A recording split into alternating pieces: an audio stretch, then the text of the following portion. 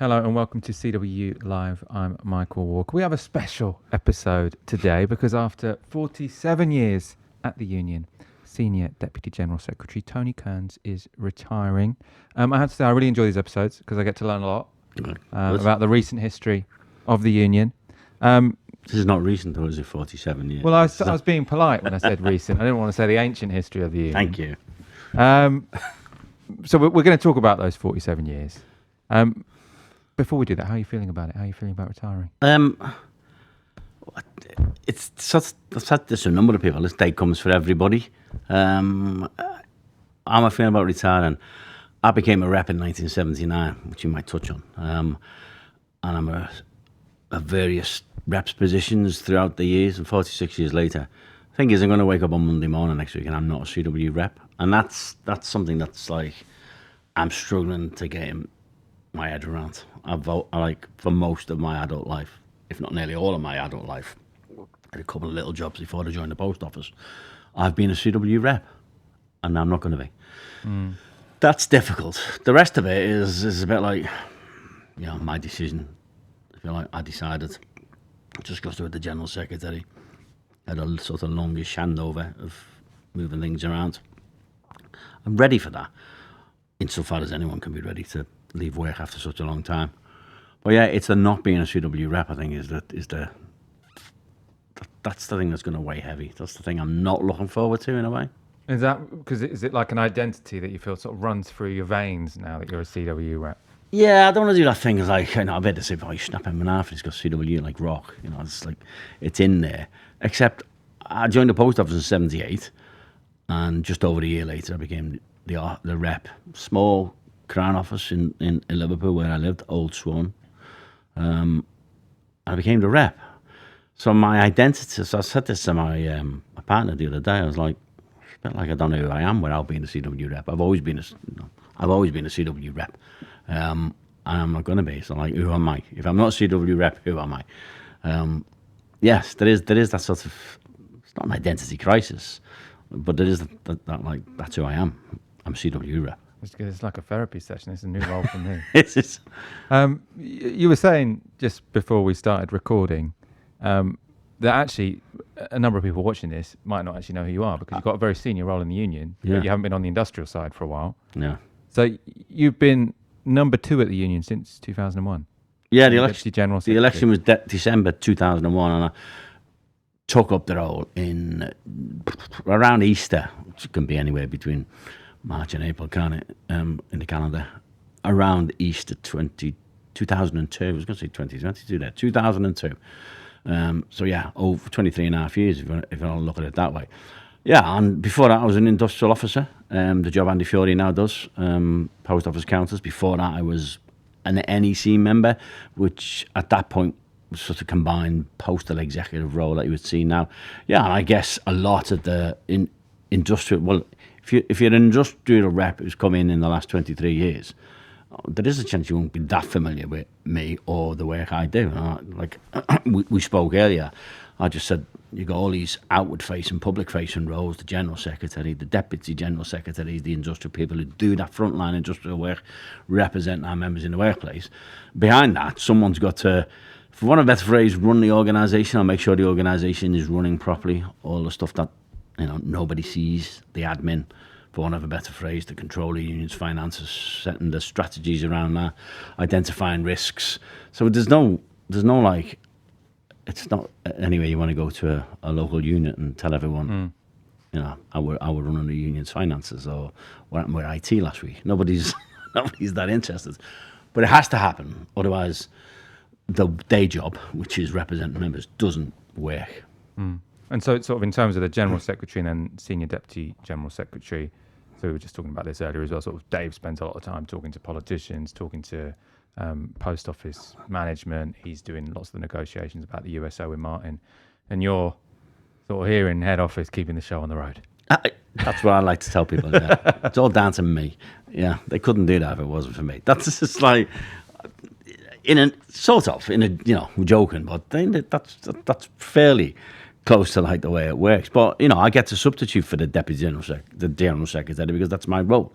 So there's times when I've acted as the general secretary over the last 20 years for both Dave and his predecessor Billy. There's been times when I do that job, so I've done that. And you're right, Dave meets the politicians, but behind the scenes we discuss what's going on, and because I've been around a while, it's like, well, what do you think? What's your experience? So yeah, you do bring that to the table, I think. And you've been a CWU member for 47 years, a rep for 46 years. Yeah. You didn't feel like waiting for it to be half a century? No, it's difficult, but something triggers in your head that it's time. Actually, and it came about because we were having this discussion about restructuring, about making a union fit for the future. The world of work is changing, the jobs our members do are changing. Internet versus letter traffic, sending emails instead of sending letters. You've got AI coming over the hill, which is going to have a massive impact in telecommunications, and no doubt the postal industry as well. So you're sort of restructuring. How do we make the union more efficient, more sustainable going forward? And you can't keep going to branches and regions and asking them to change, because at some point they're going to say, well, what are you doing at headquarters? And of course, you have a number of senior officers of the union. And I sat there thinking, Dave's like, we've got to make some changes. I went, no, you're right. I sat there thinking, actually, I think I can think of a job senior officer's job who I could completely rewrite and do away with the role. Well, Dave asked which one. I went, it's mine. I can do that. I can tell you how various aspects of this job other people will have to step up and take wider responsibilities. But actually, I went, you could do that and do away with the role. So actually, the role's not being replaced with, for one of the best ways, doing away with it. And that's because your duties are now going to get divided up across the existing other officers. Let's go back in time. Again, not too far. This is recent history. So you joined the post office in 1978 in Liverpool, where you're from. Yeah. Talk to me about that decision. Why did you decide to join the post office? I mean, this is classic. I think working class attitude in the late 70s. Bear in mind at the time, statistics, but I think I'm fairly right. I think the Merseyside area had an unemployment rate then probably running about in the late 20s, 25% plus. I was doing a job as a sort of invoicing clerk in a firm that imported cattle feed stuff from West Africa to sell to farmers around the northwest. I was like, this isn't going anywhere. And my dad worked for the post office. It was just called the post office at the time, and he was a postman. And at that point, this was like classic: keep my nose clean, job for life, decent pension. Which was the sort of standard aspiration for working class kids of my generation. If you can get a job, because there's high unemployment, particularly the decline of the manufacturing industries and the docks in Liverpool. So, and the post office was a big employer. And again, keep your nose clean, job for life, good pension, and it always helped if you had a relative who'd worked there who was who wasn't deemed to be a wrong by the post office. So that's your reference is like so. Actually, I first applied to be a postman, and I got a job as a postman, but I'd already taken the test as it was to be the counter clerk postal officer. So they offered me a job as a postman, and I went, well, about the other one, because it was more money, and it was indoors and not outdoors. And I went, yeah, we're probably going to offer you that in 2 weeks. I said, well, I'll wait. So that was it. That's how I joined the post office. Not any love of the post office, but... Do you think it was more of a family affair back then? That sort of people, there would have their dad who was a post. I mean, maybe that's still the case. And because my brother became a postal officer, same as me, and my younger brother became a postman. So and because it was seen as I keep saying, a world away from where it is now. Young people joining now, I don't think at all see it as like, this is a job for life, keep your nose clean, good pension. I don't think that's like how people view it. But that's how it was certainly viewed that way then. And in Liverpool, it was a big employer. It was recognised as being a big employer. So that was it. I joined. And when you joined, you would you wouldn't choose to join. Well, it wasn't the CWU then. It was the Union of Post Office Workers. UPW, yeah. You wouldn't choose to join the union. You'd have to join the union because it was a closed shop back Yeah. then. So if anyone is watching this, who's from a younger generation, You had to join the union. what's the significance of a closed shop? You had to join the union. It was like, it wasn't very seldom did you get someone saying they didn't want to join on. The two issues you used to get at the time, because once I became a rep, I was recruiting people. Like the biggest issue was like faith. You get some people certain faiths going. I never understood it and didn't agree with it, but they would say I'm not joining a union. But it was what was known as a closed shop. It was one of those industries where if you join the industry, you had to join the union. So I would have joined anyway because Merseyside anyway at that point, you know, not being in a union would have been odd in that type of like, for want of a better phrase, semi-skilled workforce type stuff. You join a union, so I did. I would have done anyway. So that was it. We've got a few photos. We're going to go through. We got photo one. I've seen this on your office wall. So yeah. This is clearly something that means something to you. Yeah. You are there on the far right, looking very hip. You've got a kind of James Dean, Marlon Brando look going on, I think, with that. It actually is a black leather jacket with a white t-shirt. Yeah. Tell me the year, tell me what's going on. You're holding a poster that says All Out Alan. Who's Alan? Alan Tuffin, the then General Secretary. So what that was, I'm fairly certain of this, 1988. We had a massive dispute. If you look at the guy in the middle holding the no regional pay sign is the former General Secretary of the Union, Billy Hayes. And what was happening at the time, in a nutshell, from memory, the post office, Royal Mail, claimed to be having difficulties in recruiting people in various parts of the country, London and the South East predominantly, but not exclusively. And they wanted to introduce what they call a difficult recruitment supplement, area supplement, so more pay for people who lived in those areas where they couldn't attract workforce. So it's sort of understandable from we're not able to fill these jobs because they don't pay enough in those areas.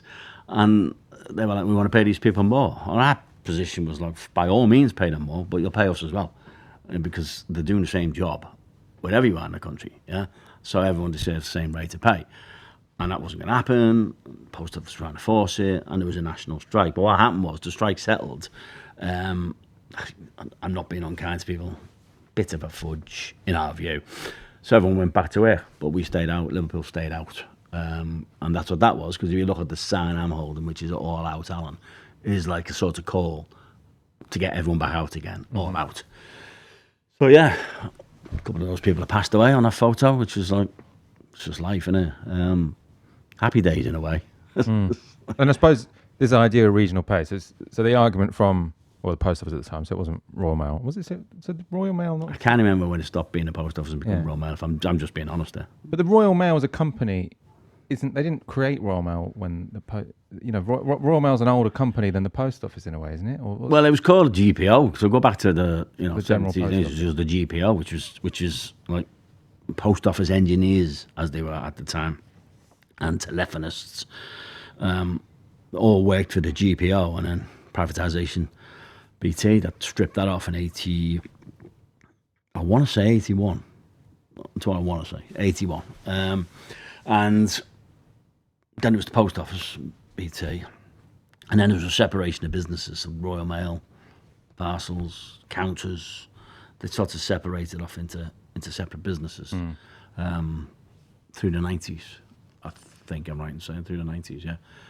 But at the time, it was the post office. Yeah, I suppose just because it's called Royal Mail, I feel like Royal Mail must be a really old name, but actually it's a new name for an old company. It was the post office, but they used to handle the Royal Mail. Right, okay, I see.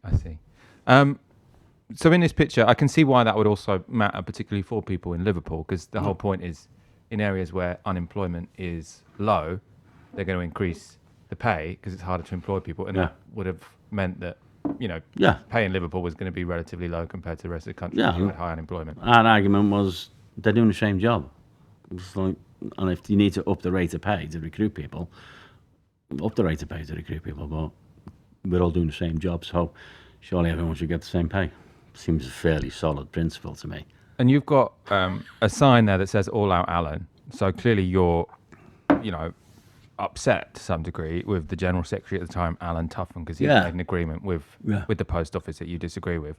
I suppose, for the second half of your career, you were on the other side of that divide. So you were in head office. You were sort of a national leader of the union. Do you now have more sympathy with Alan than you did at the time, or no? No. I mean, just get me wrong. When Alan was the General Secretary when I got elected to the National Executive, which was about 2 or 3 years after that. I looked politically, I wouldn't say we were aligned, but I always got on with Alan. I always got on with Alan Tuffin. In fact, I was lucky enough, when he died, 5 years ago, 6 years ago, can't remember, I spoke at his funeral. Thanked the union, thanked his family for lending him to us. And he did a decent job. I'm not going to say he didn't do a decent job, but there were different times. So it was a lot easier to walk out on strike in those days. It wasn't easy. You still got to talk to the members because they're going to lose money and explain to them why it's the right thing to do. So I'm not dismissing the decisions people had to make to get to that stage, but it was 88. It was pre the 1992 Trade Union Labour Relations Act and the restrictions that go with that about taking industrial action, how you have to go about that. So no, Alan was a decent General Secretary. Disagreed with him on that particular thing, which we thought was pretty fundamental. And there was no resentment. Terms and conditions. Clearly, there was no resentment afterwards. If you spoke at his funeral, he wasn't annoyed that you were. He might well have been. No. He never mentioned it to me when I got on the executive. There you go. I was looking at some of the history blogs on the CWU website today. Oh yeah. There's a gentleman called Dave Chappell. Dave Chappell. Wow. So he's a retired postie historian. Yeah. And he called. So he actually sort of wrote about this sort of strike. Huge, yeah. And he said that the period of the late 80s and the early 90s, because mail volumes were increasing, actually gave workers quite a lot of leverage. And he called it a period of trade union renaissance in the CWU or the Post Office Union, as it was then. Do you agree with that? Does that ring true to you? That's one way. Yeah, that's one way of describing it. He's a period of renaissance. Wouldn't be the words I'd use. It was like, in some ways, without wishing to be disrespectful, it was a bit of a fun time. That thing there, mass pick at Liverpool. We had a mass pick on the back gate. I mean, you don't see it in the photo, but standing opposite where we were, getting a photo taken, was about 200, 300 postal workers doing a mass picket because they were bussing in. That's the back gate of Coppers Hill in Liverpool, where the mail centre was. They were bussing in. Billy Ashton's holding a sign there that says scabs out. So they were bussing in what we would call scabs. They are scabs, it's called. Bussing in scabs, and we were trying to picket the back gate so they couldn't get in and out. We don't see their mass police lines. I mean, the local paper, the Liverpool Echo, front page of people getting arrested. It was like, hairy scary, you might want to say, but also in terms of fun times as well in a way. So yeah, it was an active trade union movement. I understand what Dave says there. I like Dave. I've known Dave a long time. One of the very first roles I ever had when I got elected to the NEC, I had an old comrade of his in his branch, Bert. I can't remember his surname right now. And he was retiring, and they were giving him a presentation and an honorary membership, and he asked me to go down and present it in Bridgewater, because he's from Bridgewater. So yeah, Dave messaged me, funny enough, last week, or the week before, with his email address, saying, here's my private email address, if you want to keep in touch when you go. Here I am. So that's funny that you should pick Dave Chappell's out, because that's, yeah. We should get him on a show. Proper trade unionist. Oh, history. Yes. Yeah, that's a good idea. We're going to look at your journey through the union. Obviously, you sort of rose up the ranks. First, we're going to go through some memories of people of when they first met you in the union. My first memory of Tony is probably on the back gate at Coppers and on a picket line, front and centre, alongside people like Billy Hayes and Pat O'Hara, Phil Duffy, and a number of other people from those sort of times. My first memory of Tony Kearns is meeting him in a pub in Clapham near the old headquarters called the Jolly Gardeners, when during a conversation he aggressively told me that Bristol City had been lucky to knock Liverpool out of the FA Cup about 3 weeks before. I remember being in a pub in Wimbledon and there was a pub with a great big window at the front. It might have even been the old O'Neill's up the high street. And I remember Tony was walking down the high street, clearly going home after being out for a drink himself. And we tapped on the window and he came and joined us. And even though we were all about to go home, we ended up staying for about another 2 hours. Our first memory of Tony, coming from Hinge and Bracket here, and Mavis and Renee, is he came onto the NEC, I think, in 1990. To be fair, he was an absolute breath of fresh air. Yeah, he was the eye candy of the CWU, or UCW I should say. And obviously everyone just liked him. But obviously now, Tony, as time's gone on, you're coming up to retirement, and we've now got a new focus. Yeah, and we'd like to introduce you to Eddie. So they agree with the whole Marlon Brando thing as well, I suppose. Yeah, it was a look, shall we say? Yeah. It didn't last long. Eddie Dempsey needs to get a white t-shirt and a leather jacket. And a leather jacket. I got another photo that I want an explanation of. What's going on here? So as far as I can tell, middle left is Alan Johnson, and behind Alan Johnson is you. Correct. So that is clearly, so I'm fairly certain, given the people assembled, I might be wrong, but I think I'm right here. That's the old UCW, UPW headquarters in Clapham, and the people holding certificates look like the style of honorary membership certificates for some cause. The one on the left is Billy Hayes, who's in the previous picture, former General Secretary. Branch Secretary of the Liverpool Amalgamated Branch, as was then. The guy on the right, in the beard, is Arthur McGuinness, who was the Branch Secretary of the Liverpool Council Clerical Branch before me. And a guy, funny enough, immediately behind him is a guy called Dave Merriweather, who was the Branch Secretary of the Liverpool Council Clerical Branch after me. And they received, I cannot remember, they received some honorary membership because of the people who were in there, and a couple of them are staff members, for want of a better phrase, are clearly they were getting a presentation, an honorary award of some sort. Quite a number of people on there are no longer with us, sadly, including Arthur McGuinness, who was the industrial officer, parcels, in this union, and died. 2000. Long time ago. So yeah, that's what that is, and that was the then mostly postal executive at the time. Peter Hayne there on the left, Lord Hayne as is now. Oh, of course. It was our head of research. Yeah. So yeah, he's there. So the two Labour cabinet ministers, or two people that went on to be Labour cabinet absolutely, ministers. Yes. Yeah. Wow. I'm trying to date that picture, but I'm having difficulty. But because it was in Clapham, but we moved out of Clapham in 96, 97. So it was sometime between 90 and 97. And looking at the people on it, probably towards the latter end of that. Yeah. And so you're saying that might be the postal executive. So you're on the postal executive. Yeah, the old UCW structure is slightly different than it is now. Mm. But it was the postal executive, but you were, again, automatically on the national executive of the UCW if you got onto the postal executive. So that's from, well, you were on that from the early 90s, if I'm correct? 1990 I got elected. 1990. As I was told by Chris, the current head of comms, you played a key role in stopping team working in Royal Mail. Obviously team working, I'm sure some teamwork goes on in Royal Mail, but this was something more specific than just the abstract concept of teamwork. Yeah. This would have caused postal workers to supervise each other to some degree.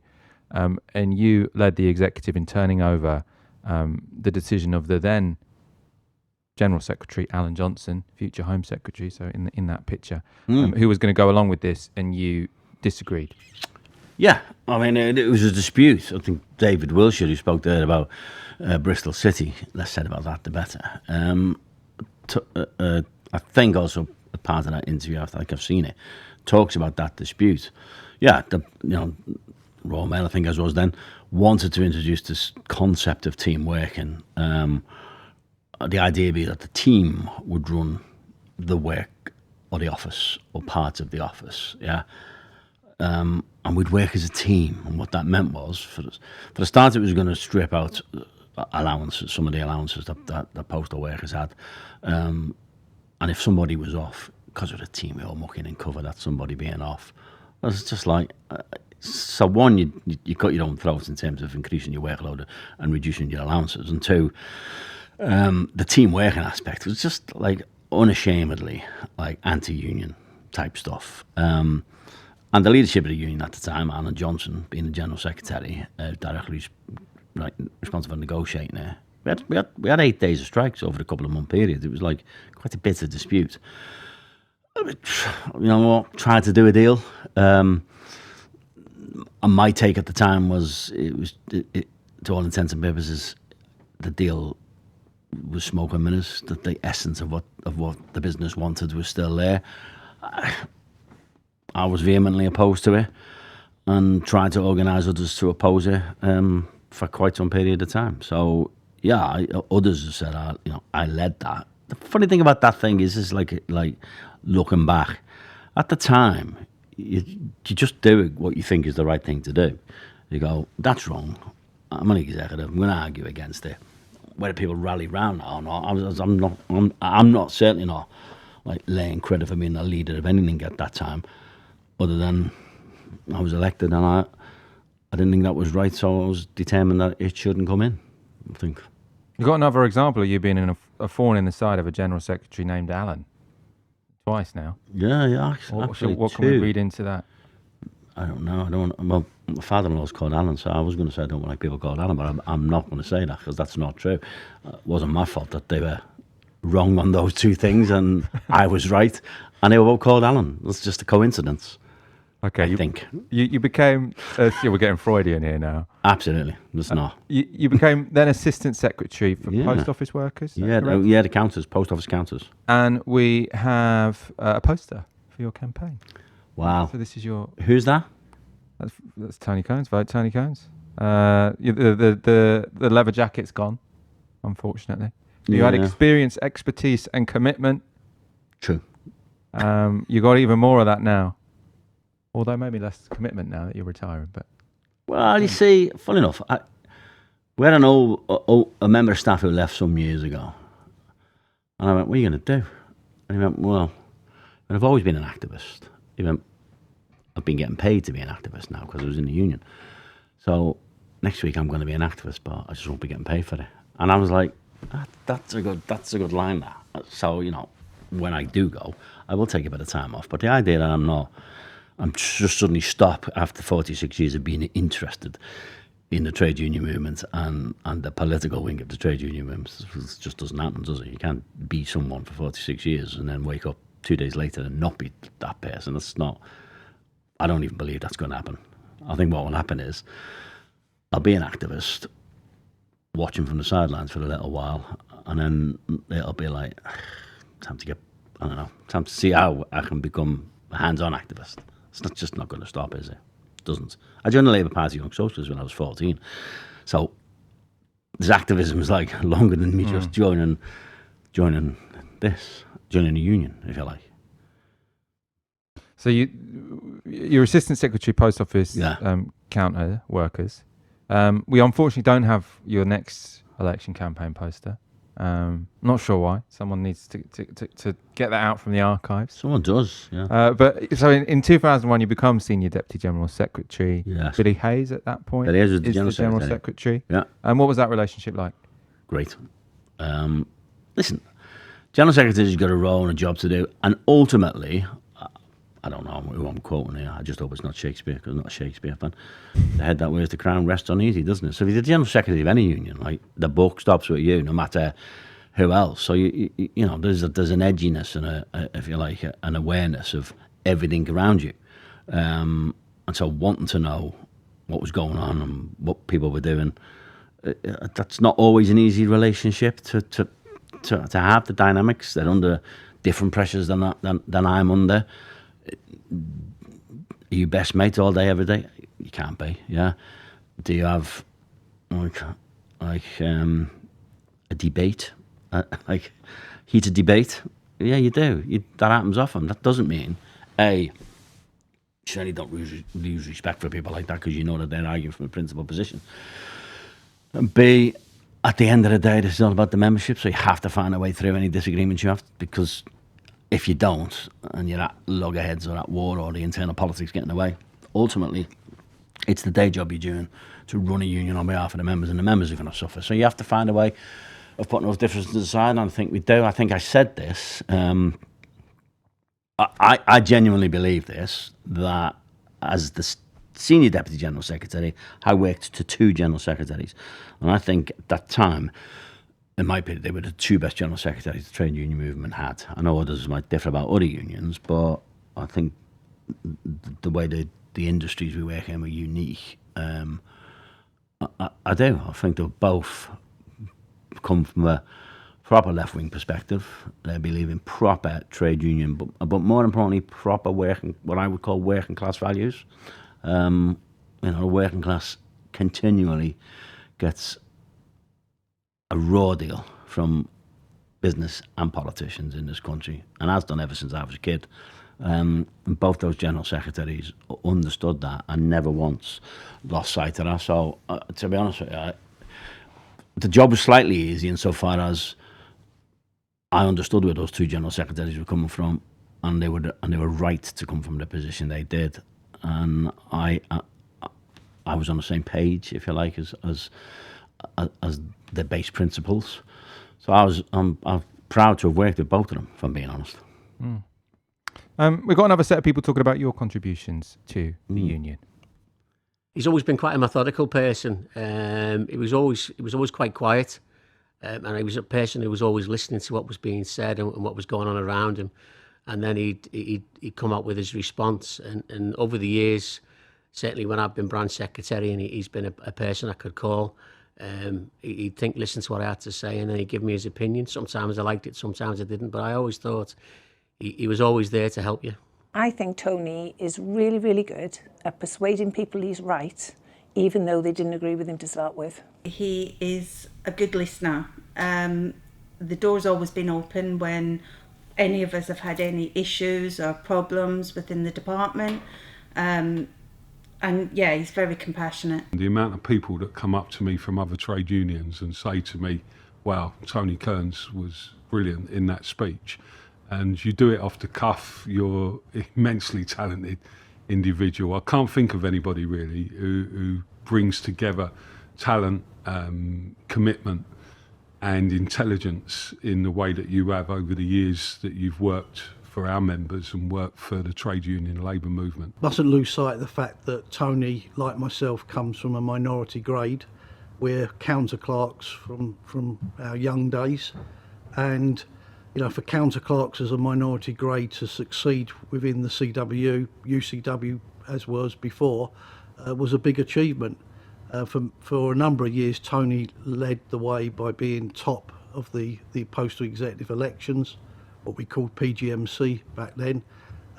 So coming from minority grade from a relatively small branch in Liverpool CNCS to get to the top of the union is an awesome achievement. The contribution that I like to recall Tony making to the CWU is not in his recent role or his role as the Senior Deputy General Secretary, but when he was on the Postal Executive as a member of that body, and he led the fight against an agreement that was being promoted by an ex-General Secretary called Alan Johnson, and the agreement would have introduced something called team working for postal workers, where they would have had to have covered absence and holiday for no extra money and for no overtime. And Tony, with the help of a couple of other people, led that fight and got the agreement defeated in the form that it was going to go through, and we ended up with a much better agreement, and thousands and thousands of postal workers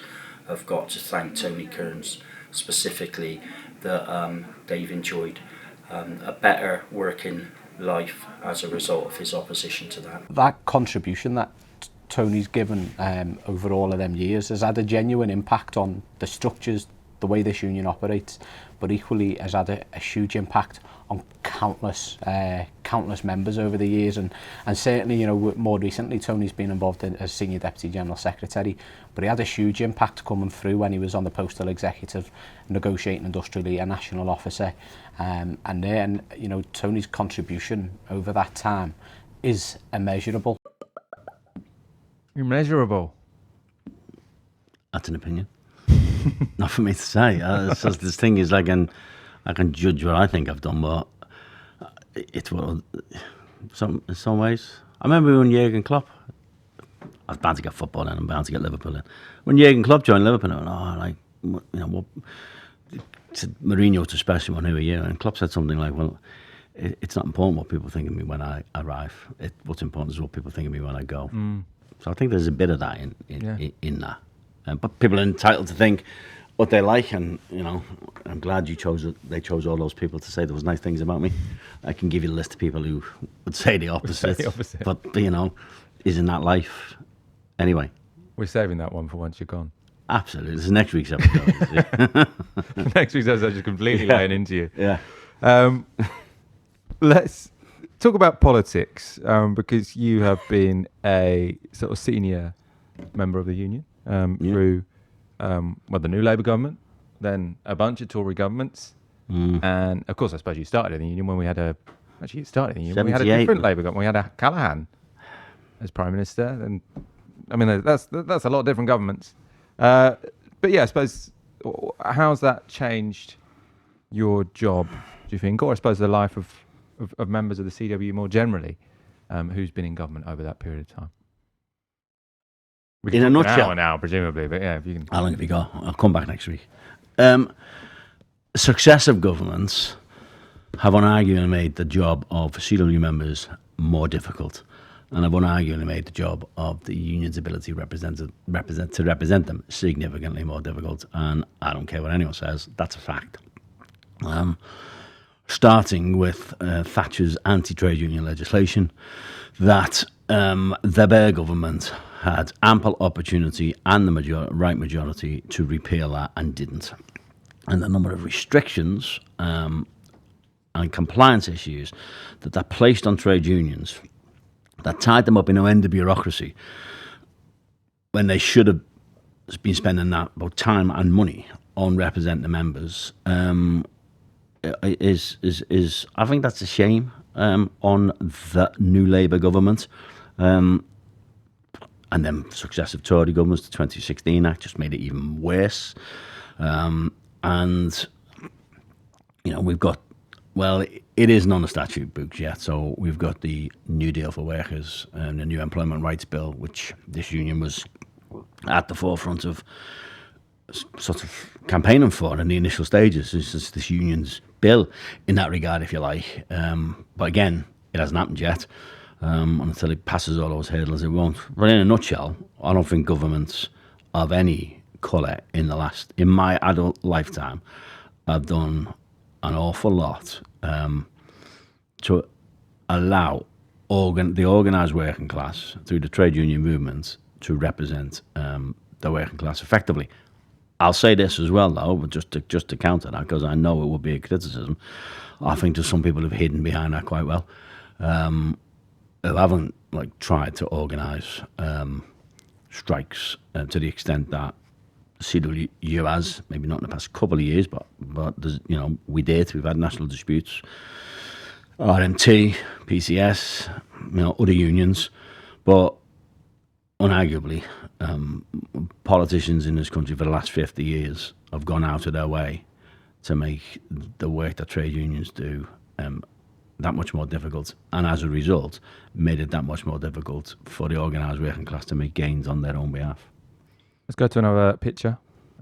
You're speaking at some kind of conference here. I'm not sure, are you going to be able to remember what conference that was? Could be TUC, could be CWU, could be Labour Party. I think I'm going to say it's one of our own, to be honest with you, because we have the photo and it's very upfront and personal. CWU has the best photographers. Yeah, if you have to TUC, then that's to have a couple of really good photographers who go and take photos at TUC, NUJ members. Jess Heard, for one, plug. press and PR branch, is she, in the NUJ? Really. Talk to me about. We'll move away from photography. Talk to me. I mean, you've said what sort of change in governments have meant for the union. What about the union movement itself? So I know you've been very involved in the TUC. Obviously, you've been very involved in the CWU. How has the union movement itself developed over the past few decades, I suppose? This is a difficult question, but I'm not deliberately going every way to upset people. I think, again, but I think there's always, we could always be better. We could always do more. I think the problem with the TUC in that regard is not a problem as such. I'm not slagging the TUC off per se. The problem is it's not a trade union in itself. It's just it's the place where unions come together to see where there is common ground and see where they can work together. They've been a bit more vocal on a lot of issues. Yeah. You often see these demands, TUC general strike. Now, TUC is just not in a position to call a general strike. It's not his remit, it's not his mandate. It's never going to do it. Those people who want TUC to call a general strike really should go and become active in trade unions and organise for industrial action within inside those unions. But what they will find is, in some unions, leaderships are open to that. In other unions, they're not. That's just self-evident, actually, over the years. Go and organise inside those unions and make them more responsive to the needs of their members. That's the way you generate that sort of level of activism, that level of unions and workers coming together.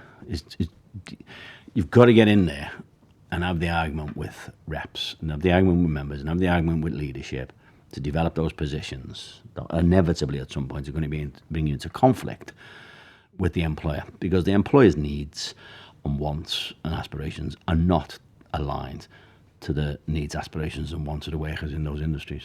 They're not, they never have been. They're either beholden to hedge funds in some places, to beholden to shareholders who are there to maximise as much money as they can to take out of the organisation, whereas workers are there to earn as much money for themselves. And if you've got one group of people, the workers want to work hard and get as much money for themselves, and another group of people running a company to take as much money out in profit, shareholder value, it is just quite obvious that those two things do not align.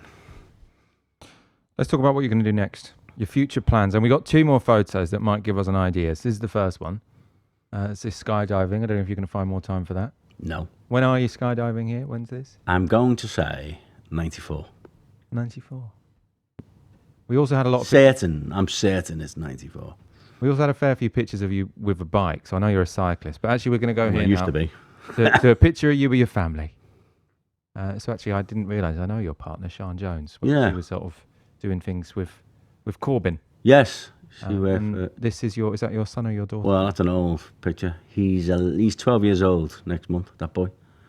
So, that puts that picture 10 years ago, 2015.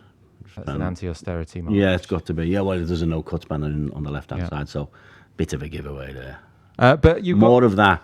You've got a fairly young family to sort of spend more time with in your retirement. Yeah, the boy's 12 next month.